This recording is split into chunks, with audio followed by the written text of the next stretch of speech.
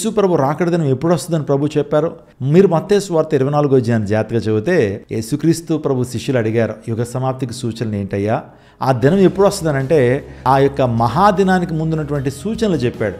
అక్కడక్కడ భూకంపాలు కలుగుతాయి, కరువులు సంభవిస్తాయి, ప్రజల్లో అక్రమం విస్తరించేంత ప్రేమ చల్లారిపోతుంది, ఈ సత్య సువార్త సకల జనులకు సాక్షాత్కరమైన వినిపించబడుతుంది అని చాలా విషయాలు ఆయన చెప్పుకుంటూ వచ్చి ఆ దినం గురించి తండ్రికి మాత్రమే తెలుసని మత్తయి సువార్త 24వ అధ్యాయం 36వ వచనంలో ప్రభు మాట్లాడు. అయితే ఆ దినము గూర్చియు ఆ గడియ గూర్చియు తండ్రి తప్ప ఏ మనుషుడైనను పరలోకమున దూతలైనను కుమారుడైనను ఎరుగరు.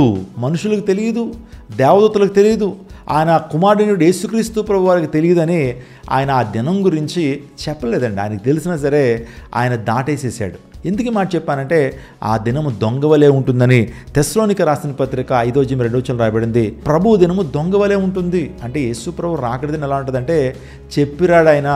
దొంగ ఎవరైనా ఇంటికి వెళ్ళాడంటే ముందు ఫోన్ చేసి వెళ్తాడా, రహస్యంగానే వెళ్తాడు. అందుని బట్టి యేసుక్రీస్తు ప్రభు రాకడ దినం రహస్యంగా ఉంటుందని దేవుని లేఖనం సెలవిస్తుంది.